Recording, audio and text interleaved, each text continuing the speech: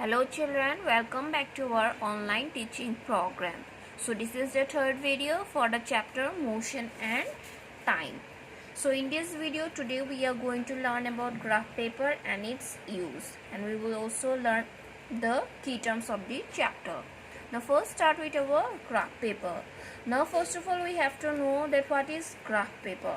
Now graph paper is a special paper with small squares on it which is used for drawing plans or graphs. Graphs is a diagram showing the connection between two or more quantities. Now from here we can get to know that it is a special paper. This graph paper is a special paper. In your book there is a diagram. This it is a pictures of a graph paper. So this is a special type of paper, and it is this graph paper, it is also a mathematical tool. So in this graph paper what happened, it has a small squares. You can see here small squares are there. Clear? So this small squares on which we used to for drawing plans or graph. Now you can see here I have already given the definition of graph, that graph is a diagram showing the connection between two or more quantities.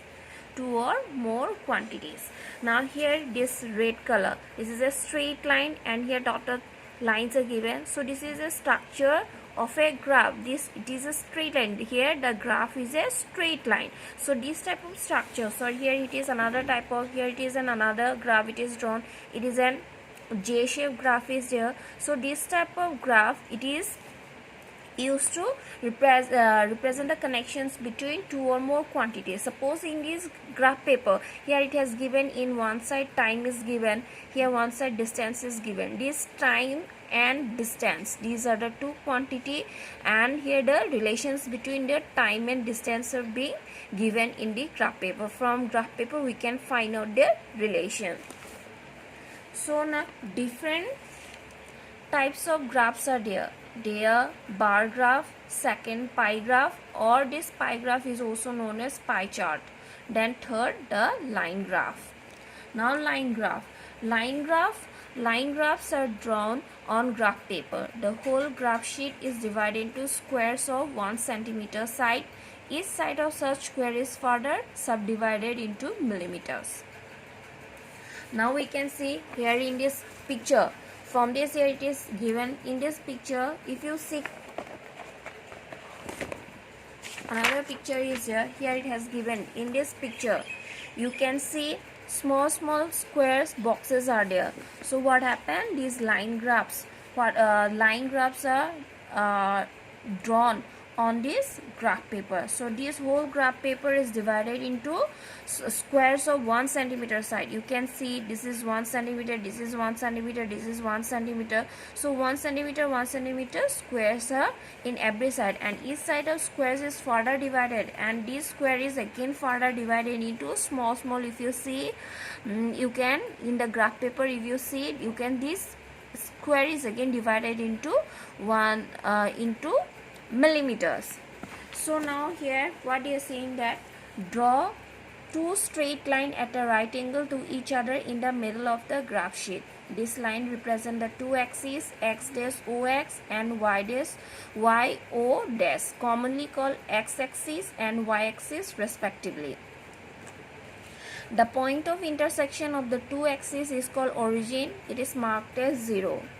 O, or we can say O. The origin is represented as 0, 0 point, and all positive values are plotted on the along OX axis and upward along OY of the origin. Now what happened in the graph paper? This is a graph paper. So when you draw any line graph in the graph paper, first of all in the middle of the center of the graph paper you have to draw two lines. This is the one horizontal line, and this is one vertical line. So this is at the center. When the two lines intersect with each other, that center is known as reference point, or it is origin. We said it as an origin, or we can mark it as a O. So now that right side of this in the horizontal it is OX, and in the left side it is X dash, while in the same in the vertical line in the upward OY, and in the below O dash. So this X dash O x, this is known as x-axis, and this vertical line, that is y dash o y, this vertical line, it is known as y-axis. So all the positive value, what happens, all the positive values are plotted on the this axis o x in this side, in the right side of the x-axis, while the positive values of y's are also plotted on the oy axis, while all the negative values will be plotted in the o x dash and in the downward o y dash. So here all negative quantities are plotted on the left along ox dash and downward along oy dash. The independent quantity is plotted along the horizontal axis xo x dash ox. The dependent quantity is plotted on the vertical axis y o y dash. The values to be plotted on the graph paper are generally much larger than the graph sheet. So here the independent, when we compare about two quantities, the one quantity is dependent on the other. So the independent quantity, that will be on the horizontal axis and the dependent quantity will be on the vertical axis, and all the values that which you plot in the graph paper, they are much larger than the graph sheet, because graph paper, it is a small size paper, and whereas all the value must be that are very much larger. So now what are the main uses of graphs? The graphs helps in representing a large amount of data in a compact form. Second, it helps in showing the geometric dependence of one quantity over the other. It helps in the comparison of different sets of data easier. It is used to obtain the value of one quantity for a specified value of the other. So these are the uses of the graphs. Now, presentation of data. Now, while presenting a data, what happens? Whenever we perform any experiment or whenever we perform any measurement, lots of data are there. We get lots of data. So, this data, what happens? This data can be arranged mainly in two ways. One in tabular form and another in the graphical form. Tabular form, by making the table, we can put all the values or all the data, whatever we have got, whatever we get in the experiment or in the measurement, that we can arrange in a tabular by making tables, and in the graphical form that we can represent, we can plot in the graph paper. Next is a distance time graph. Now what is distance time graph? The geometrical relationship between the distance traveled by a body and the time taken is called distance time graph. So what happened is distance time graph. From the distance time graph, we can get to know about the relationship between the distance that traveled by any object and with the time, whatever the time the object taken is called a distance time graph. And this distance time graph, it is also known as a line graph. It represents this distance time graph. What do they? It represents the motion of an object after a specific interval of times. So we have studied about the uniform motion and non-uniform motions. Now, when an object moves with a uniform speed, that means with constant speed, that it shows uniform motion. Whenever it doesn't have any whenever it is in the non-uniform speed, then it shows non-uniform motions. So the distance time graph for the uniform motion, what happens? The distance time graph is linear or a straight line, and the distance time graph for non-uniform motion is non-linear, it is a curved line. So you can, so this type of, like here it is another, it is a distance time graph for uniform motion. This is an x o, this is an y axis, this is a part of the graph. Here we can show it. Here what happened, I am showing it. Here what happens, this is one side times are there, one side distance are there. These are the, time is an independent value and distance is then another dependent quantity. Then what happens in this uniform, in the uniform motion, what happens? The speed is same, so constant speed, uniform speed. Therefore, the distance time graph will be a straight line. And if it is non-uniform motion, then what happens, the distance graph will be in curve shape. So here distance time graph for non-uniform motions. Because how can non-uniform, suppose this is the time in seconds, that means here first of all 2 seconds, 4 seconds, 6 seconds, 8 seconds. So when it is in the 2 seconds, then here you can see, then in the 4, so there is no any constant speed is there, either it may be the speed is different, therefore what happened, non-uniform speed, therefore the curve is curve shaped. Now the different type of graphs, that is the first one is a bar graph. Now bar graph is a chart or graph that presents data with rectangular bars with height or length proportional to the values that they represent. So in your book, here it's a diagram. It is a diagram of a bar graph. Here it has given a typical bar graph between the runs made per over and the serial number of the over is shown below.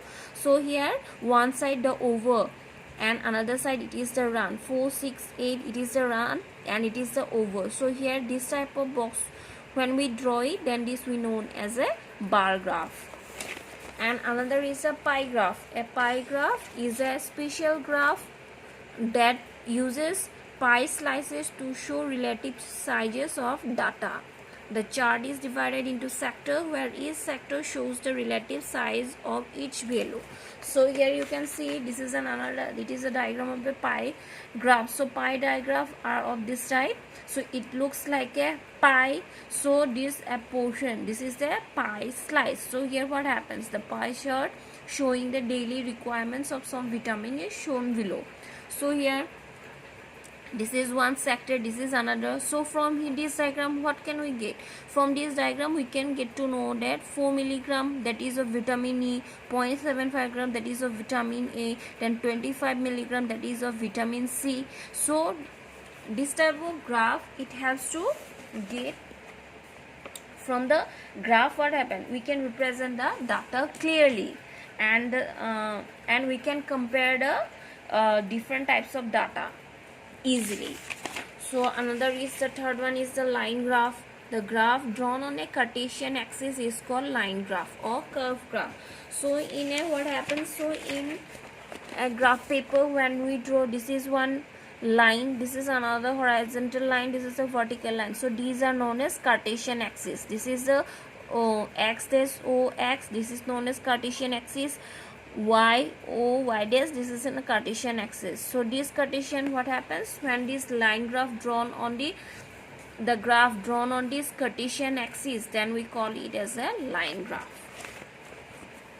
So now here it is a worksheet for you all, that is a worksheet number 3, chapter 13, motion and time. So here short questions are there. Question number 1, what is the graph drawn on the Cartesian axis called? Second, what is mean by the origin? Question third, along which axis the positive value of x and y are plotted? Question number 4, name the various types of graphs. Question number 5, what is the nature of the distance time graph for a body moving with a constant speed? So now for the last one, that is the B section, long question. State all the uses of graphs. So now for the short question, what is the graph drawn on the Cartesian axis called? So the answer is the graph drawn on Cartesian axis is called line or curve graph. Then question number 2, what is mean by the origin? Here the answer is the point of intersection of the two axes is called origin, marked as O. Then along which axis the positive value of x and y are plotted? The positive values of x are plotted along OX and positive values of y are plotted along OY axis respectively. Then name the various types of graphs. So it is in the page number 15. So in the page number 15, here this is the answer. Here the question is asking the various. You have to write the various types of graphs are: number 1 the bar graph, second the pie graph, and the third the line graph. Then question number 5, What is the nature of the distance time graph for a body moving with a constant speed? Here asking about the nature of the graph. So I have already explained that distance time graph when the body is in constant speed. That means constant speed means uniform motions. So what happens? There will be the nature will be the straight. So here write the nature of, you have to write the answer. The nature of distance time graph for a body moving with a constant speed is straight. So these are the solution for these questions. So now come with the key terms. The key term for the chapter 13, motion and time. First, a simple pendulum. What is simple pendulum? Now, a small metallic box suspended with a light string from a rigid support. Second is the oscillation. One complete to and fro motion of a pendulum is called oscillation. Then what is time period? The time taken by a pendulum to complete one oscillation is time period. Speed, distance traveled by an object per unit time. And last, that is the distance time graph. A distance time graph shows how much distance is traveled by a moving object with respect to time. So that's all for today now. So in our next video, we will discuss some numerical problems. Thanks for watching.